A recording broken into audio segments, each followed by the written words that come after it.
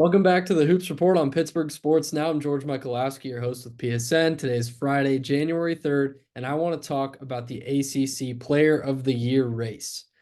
Right now, it looks like RJ Davis and the North Carolina Tar Heels are struggling. Louisville took down North Carolina 2 nights ago.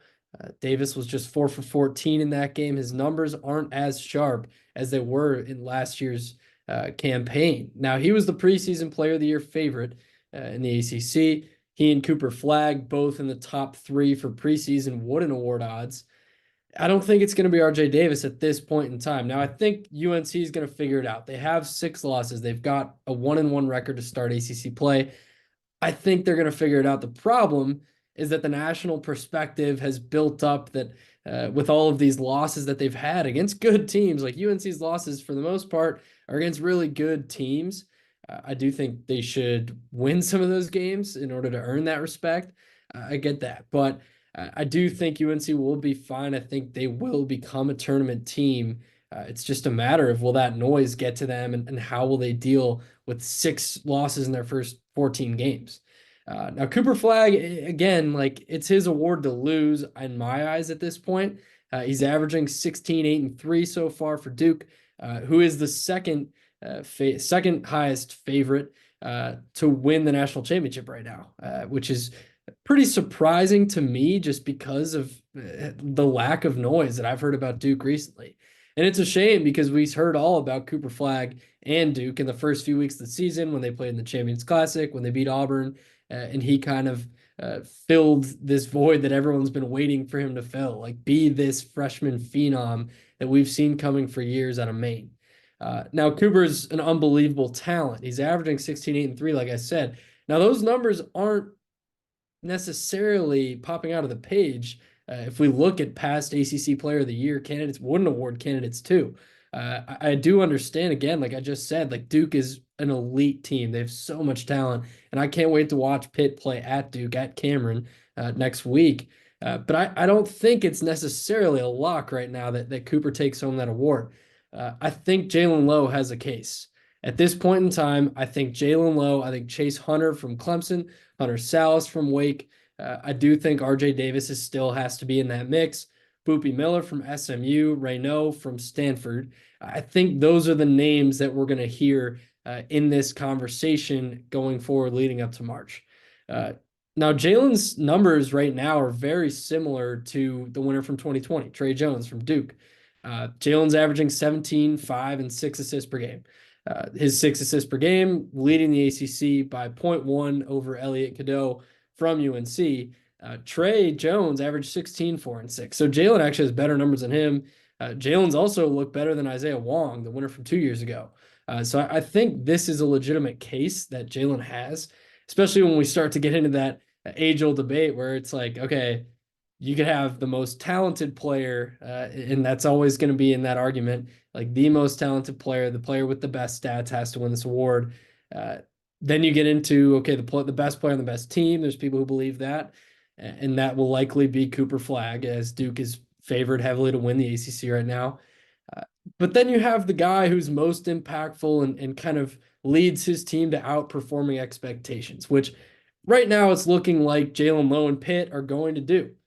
With Atuno starting ACC play, a top 15 consistent top 15 net ranking so far, I think it's safe to say at this point in time on January 3rd, before we get into the bulk of ACC play here, that Jaland Lowe would be that guy. Chase Hunter, like I said, again, like Chase Hunter from Clemson is right there in that conversation. He's been spectacular, also averaging 17 plus points a game, just like Jalen. And Clemson looks really good. Their net ranking a little bit low. I really, really hope for the ACC's sake that Clemson is not involved in any bubble talk come March, because this is a really good team. And I hope that they get the respect they deserve. I hope they get the shine that they deserve in terms of individual players that they have too. That's a really loaded team. Honestly, the people's champ, the player that I would love to see get some recognition in this conversation is Ian Shefflin. That guy is a grit show in himself. Averaging 13 points, 11 rebounds last I checked for Clemson. I mean, last year we watched him, I believe he had 20 boards against Pitt. Shefflin, the chef, he's awesome to watch. watch that guy box out. I mean, if you're a high school, if you're a middle school coach, even like go watch that guy, tell your team to watch that guy box out, tell him, to watch him rebound. And I mean, he can shoot the ball, he can post you up. Like that guy is just a bully that I think every coach in America would want Ian Sheffield on their team. Anyways, Chase Hunter, Jaland Lowe, Hunter Salas, RJ Davis, Boopy Miller's been special for SMU.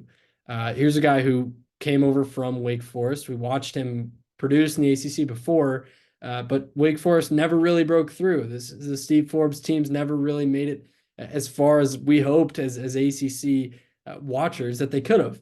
And I think at SMU this year, they're kind of building up even further under Andy Enfield, where they look like a tournament lock right now. I know it's early to say lock, but SMU is putting together a resume that's getting them included into all of these early season predictions, which I know don't mean anything right now, but SMU looks legit. And Boopy Miller is a legit player. He's got great stats so far, so I think he's got to be in the mix.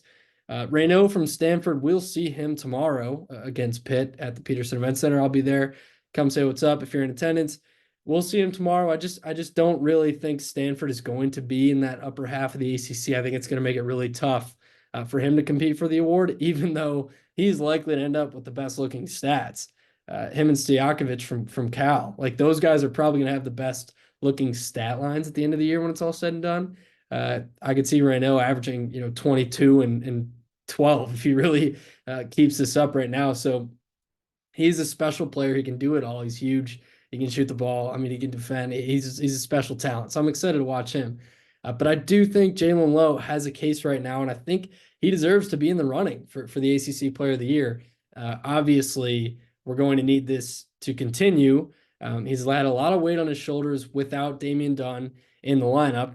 We might see his numbers kind of take a step down once Dunn comes back. Also, once Ish Leggett comes back. I mean, that performance that we saw against Cal was a masterclass from Lowe, 27 points, but 8 assists as well. But will Jaland Lowe be able to keep this production up to keep him in that conversation? Now, I'm going to be honest. This is a YouTube show. This is media talk right now. Jaland Lowe, I can almost confirm, does not care one bit about winning the ACC Player of the Year. I understand that. I know Pitt isn't worried about that. They want all the recognition they can get individually at the end of the year when the team goal is already accomplished. I get it. But I think this conversation is going to be had, and I don't think it's all Cooper Flagg at the moment.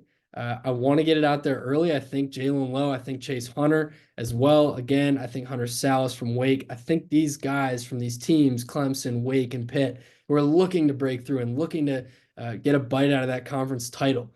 I think these teams have special players that could win, in my eyes, the league's Player of the Year award over Cooper Flagg. I mean, if Cooper's production stays to where it's at, stays similar to where it's at right now, he's having a spectacular year. He'll be a top 3 pick in the NBA draft. I know that this is no disrespect to Cooper Flagg, but I do think these guys deserve to be in the conversation. That's all. Please let me know what you guys think, and I'll see you guys at the game tomorrow.